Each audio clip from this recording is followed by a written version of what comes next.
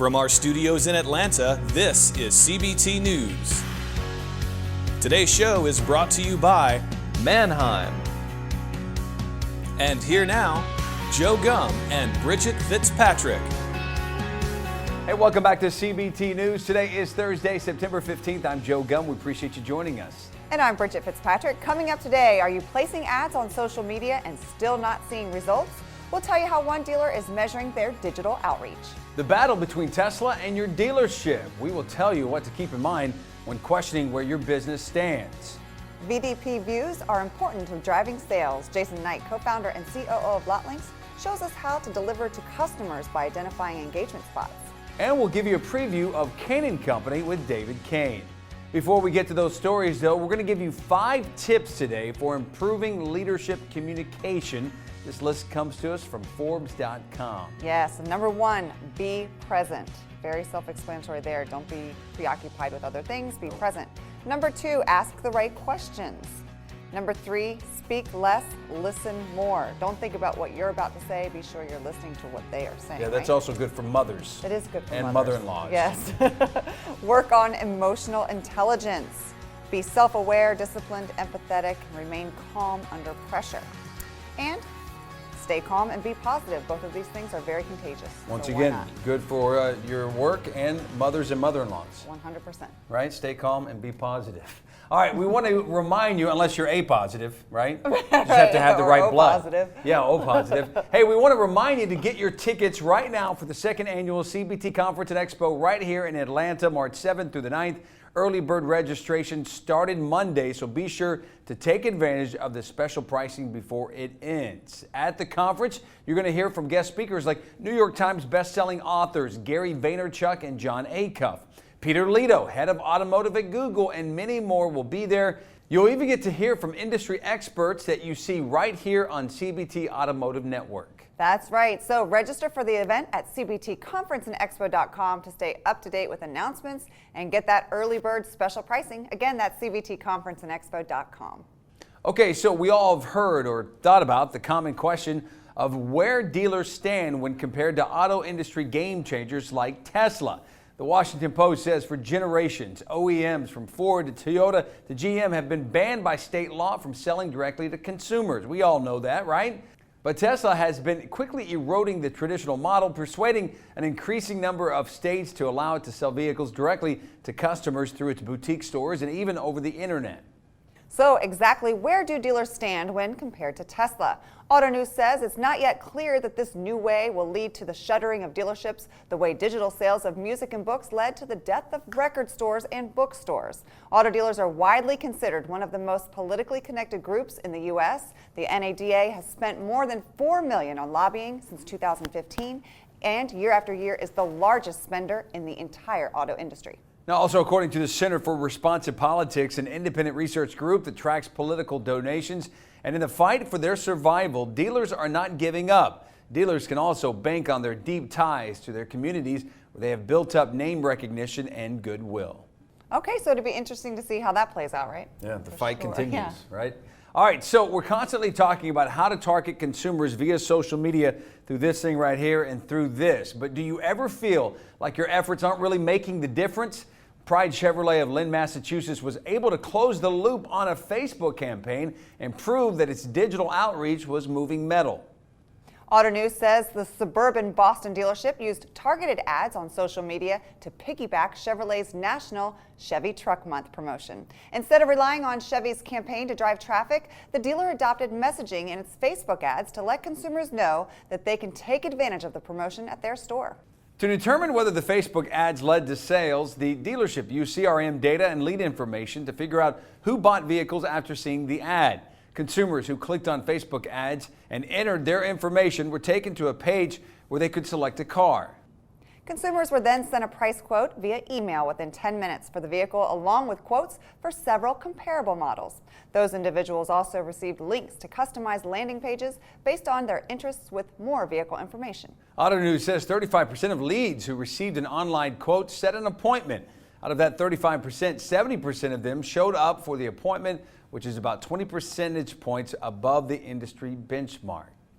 All right, when we come back, are your vendors standing in the way of connecting shoppers to what they want at your dealership? Jason Knight, co-founder and COO of Lot Links, talks about the importance of VDP views, plus a preview of Kane & Company.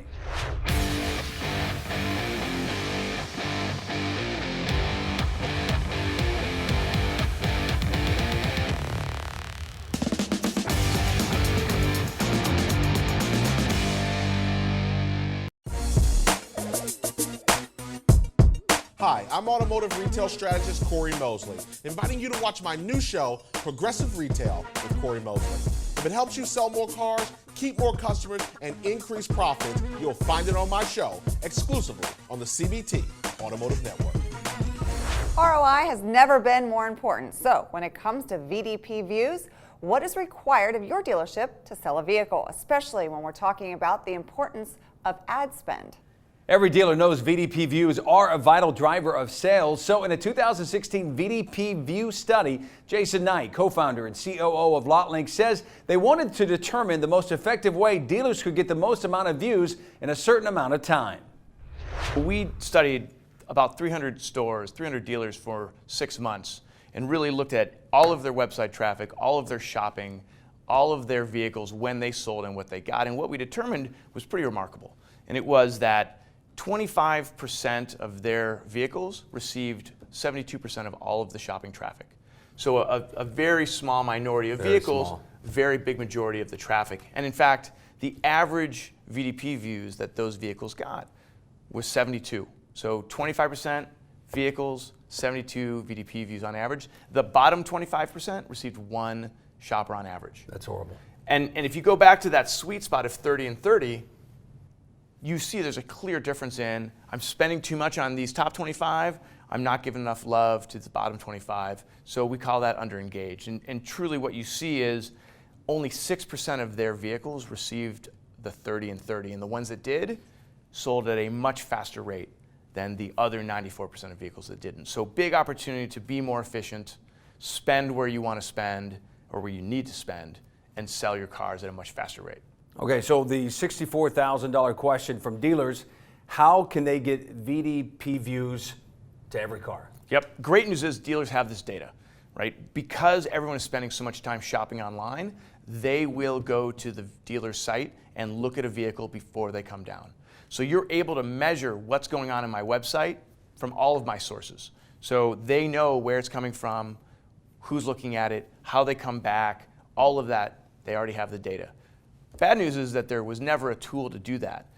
So one of the things that we did was we created a free tool for dealers that integrates all of their website data by vehicle over varying time periods to show, hey, this vehicle received 30 VDP views, 50 VDP views, 10 VDP views, whatever it is. So you can now identify this vehicle, it's good. I don't need to advertise that anymore. These 5 need a ton of work. And what you see is that the vast majority of vehicles are under-engaged, which is a huge opportunity to sell them faster, also to save money on the ones that you're spending too much money on. And so it's really about using this tool, which is accessible to everyone, to use your marketing better. It's not about lot links, it's not about SEM, it's not about anything else. It's about using the data to be more efficient and creating these VIN-level campaigns that you need to get the cars the love they need. And once that happens, more sleep and rest for GMs and managers at night, right? That's right. For everybody. Absolutely right. And you know, everyone's happy when sales are good and you're saving money. That's what we can help do.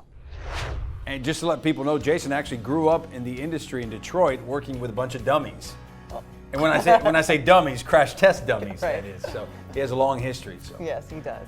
All right, every Thursday we bring you the latest episode of our weekly show, Kane & Company. This week, David speaks with Jennifer Briggs of Zemont Automotive about women in the auto industry and how to best retain employees. Here's a preview of this week's show. Sometimes you just need to open it up and think about it. We may be looking for somebody who has 20 years sales experience, but you're going to be hard pressed to find a female salesperson that's been selling for 20 years. But if you can open up your mind and look for talented people with great customer service skills, you can bring women into your organization and they will crush it. They will sell a ton of cars. But I think also, just because of my experience, I think a lot of dealers need to look inside of their store as well to give women more opportunities to promote. All right, make sure you check out Kane & Company right after today's show. Also, while we're talking about our fantastic show host, don't forget the Tom Stuker Show will be moving to Tuesdays. His next show will air Tuesday, September 20th. And just a reminder to connect with us on social media for more CBT news, highlights of our shows, interviews, and so much more.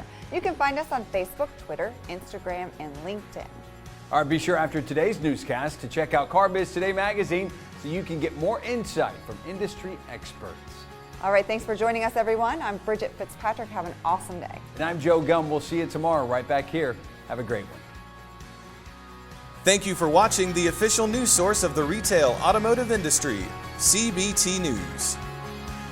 Today's show is brought to you by Mannheim,